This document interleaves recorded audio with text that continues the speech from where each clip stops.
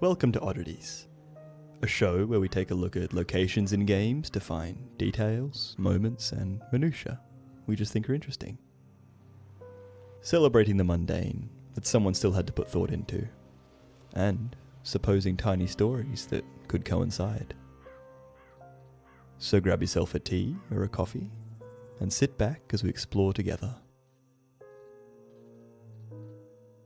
Today we're here in the final non-DLC chapter of Left 4 Dead, Blood Harvest. The Allegheny National Forest stretches out before us, its vistas unable to be properly appreciated in the dark shadows. Our survivors camped here, huddling around this cash-fueled fire that has been stamped out. There are only 3 sleeping bags on the ground here, but I suppose one person always remained on watch, not wanting to be ambushed by the infected, stalking their way through the woods. This park bench would have been a good place to sit and watch the tree line, weapons close at hand.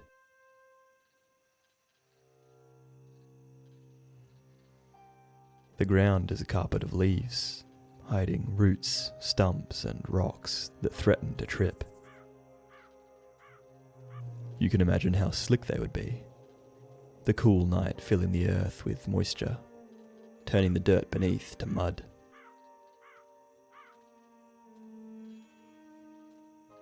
Without the pressure of the infected forcing you forward, it is quite easy to spot the edge of the map. Players obviously not meant to spend so much time looking around here. The fence preventing us from falling is barbed. You'd think the sheer cliff would stop a person from trying to clamber over, unless it's to prevent animals from hurting themselves. That being said, people can be pretty stupid when it comes to cliffs. It looks like some other survivors had the same idea as our protagonists, holding up in the woods, perhaps trying to use the coverage of the trees to hide. It hasn't ended well. All that remains is their electric lantern, illuminating the path forward for us. Their sleeping bag is slightly under the tree, maybe trying to use it to keep out of the rain. It's a pretty cozy spot, though I'd worry about rolling off the cliff while sleeping.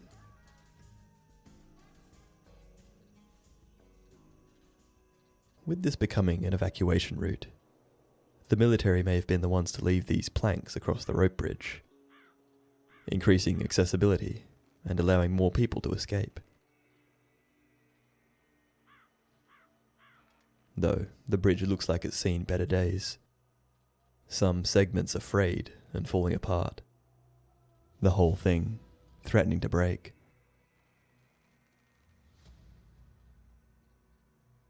Interesting that there's this gap here between the bridge and the fence. If safety is a concern, then I'd worry about people falling here, especially with all the leaves covering the ground. I suppose it's survivable, if you were extremely lucky.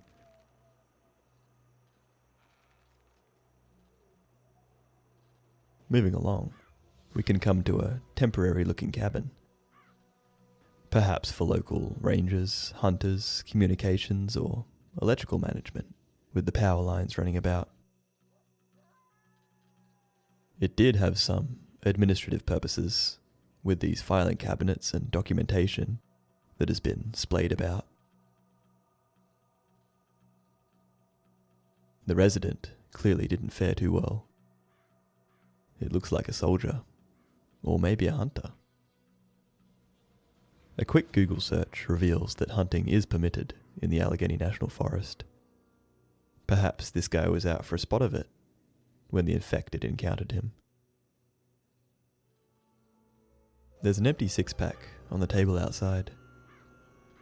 A group of friends, maybe, out for an adventure in the forest. It looks like their game of cards was interrupted.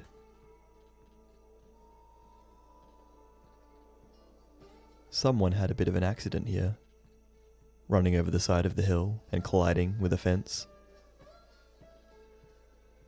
Impressively, they've managed to get the car wedged in the concrete. They've knocked 2 segments of the fence down, but peering over, they're nowhere to be seen.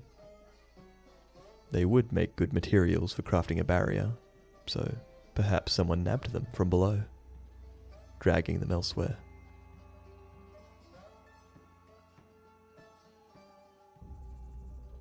Coming towards the safe house, we can find a giant pile of copy paper.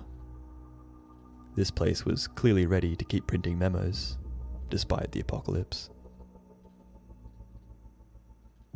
This was a boardroom of sorts, with trestles set up to make one giant table.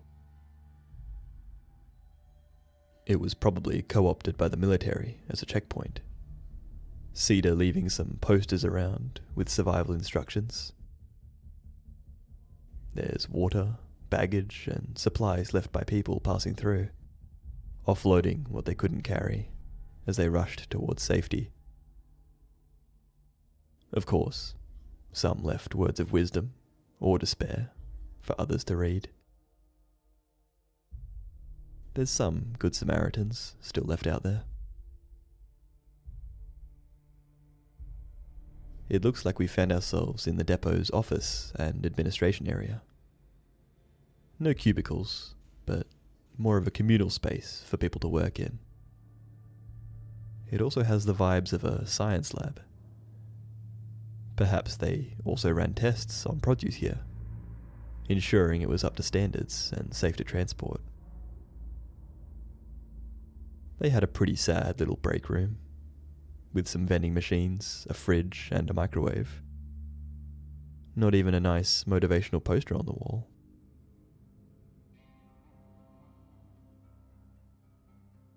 Downstairs we find more offices and evidence of what happened here. The doors to this room have been blown off their hinges, forced open in a violent manner. Entering, we can see that this is the only entrance to the room. The windows are unbroken. Maybe this is where the employees or military kept some of the infected before they turned rabid, soon becoming a horde and pushing their way out. Or perhaps a special infected evolved within, a charger or tank that used their brute strength to smash their way through.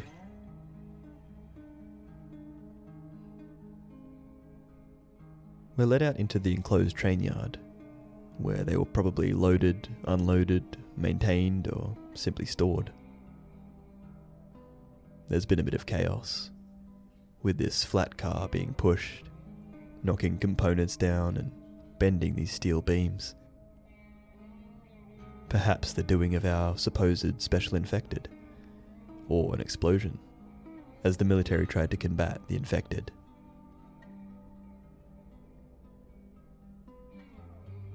Beyond the emergency exit, we can peer upwards to learn that this company was called Richardson Atlantic, who specialized in freight and haulage. It looks like this might have been fuel storage for generators, trains, trucks, or other vehicles that might have worked around the facility.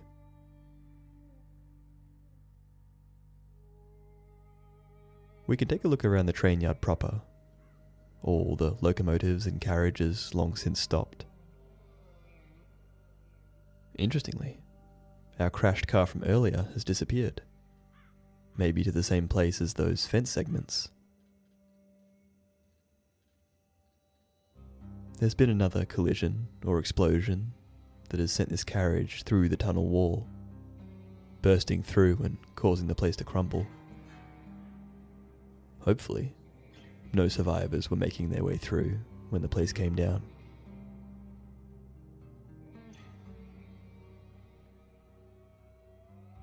With all the fuel tankers around, it's no wonder there have been so many explosions. Flames spew from the ground here, filling the place with smoke and heat. I don't think it will be long before more combust likely burying what remains of the tunnel. They're always wandering into flaming tunnels in apocalyptic media, often neglecting to consider the need to breathe. Good thing the safe room has ventilation.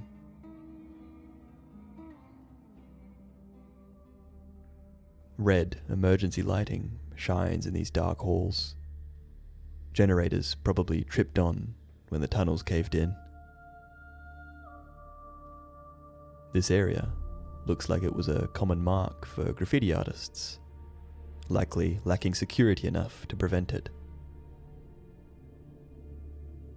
It looks like the kind of place urban legends are written about. Kids daring each other to enter while out on camping trips, crafting scary stories about what could lay within.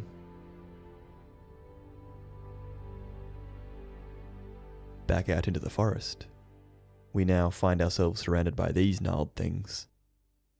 Shadowy tendrils that threaten to snag as we flee the infected. Nature itself almost matching their rabid temperament. There is a single lamppost here, a lonesome light guiding us on the path. Once it probably marked the entrance to the tunnel for engineering staff to find. I assume it was pretty easy to miss.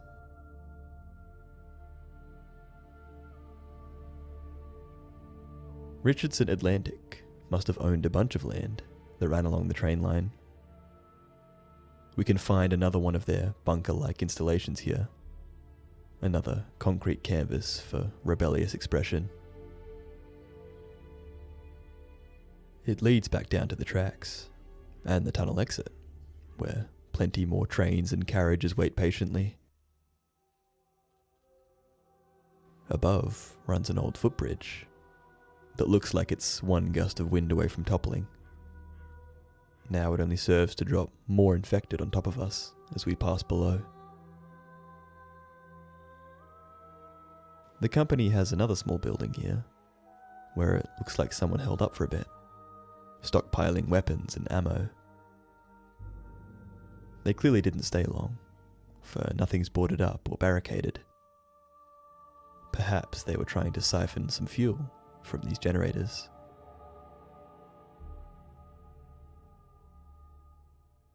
I'm surprised the bridge didn't fall before we got to it, with all the commotion going on. The sad thing crumbles into a pile of splinters as we ram a train into its base. Finally, we make it to a farm. I always associate this campaign with farmland, and was surprised that the first 3 chapters are entirely railway related instead. We can enter a dusty old barn, home to a beat-up car, a little runabout that probably helped with some of the farm work. It looks like they kept cattle here, but I don't think the herd survived. You've got some bales of hay for them, and several pens for them to sleep at night, or to stay dry on rainy days. It probably doesn't smell the best in here. Dust, manure, and feed conjoining into the scent of farm work. Nostalgic for some, I'm sure. The place housed some big old silos, likely holding the grain that would then be transported by Richardson Atlantic. I don't suppose it would have been very convenient to have anyone else haul it, all their infrastructure being just over the hill.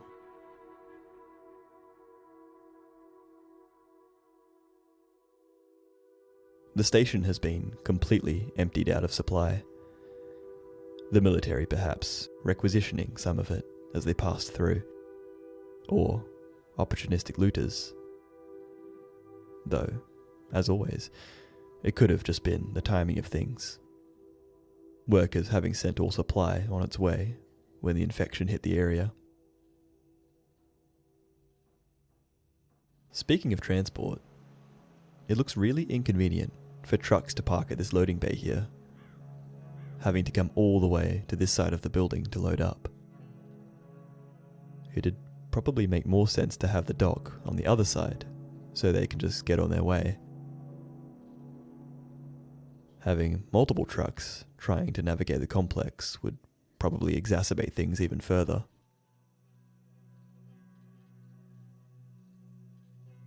This train station looks like it allowed for passengers to make use of the trains, so the line wasn't only for freight. It's a cool old building, with vintage stools for commuters to sit on while they waited for their train. There's a fireplace, which doesn't look like it was used, but was able to be appreciated as a historical echo of the building. Someone used one of the stools to smash this window, probably making a quick escape as the infected fell upon the building. Others attempted to hold up in the office, but with only 2 of the windows barricaded, I don't think it was long before they were overrun.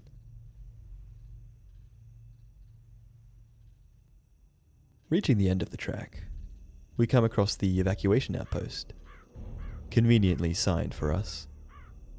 I'm assuming after this train came to be in this position.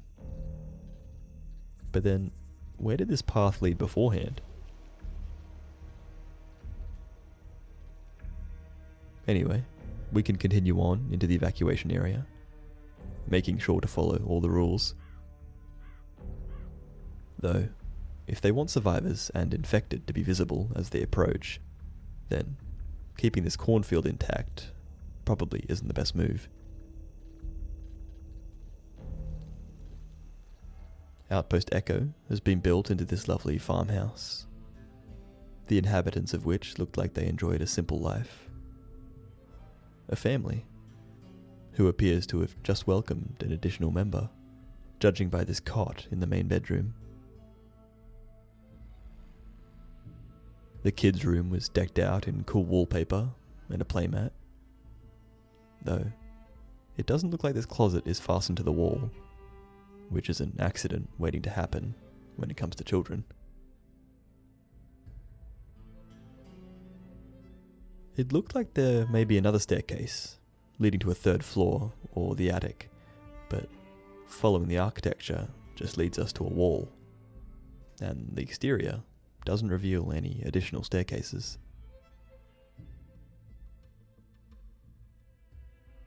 Their barn is in much better nick than the last one we visited, and is painted in that stereotypical red. Inside, they kept a ton of logs to fuel their fireplaces, and hay to keep their cattle fed. Though something, maybe the weather, has punched a giant hole in the roof, which probably means all that hay is getting wet. With that, we can contact the military and finally get out of here. Hopefully, that's the end of that.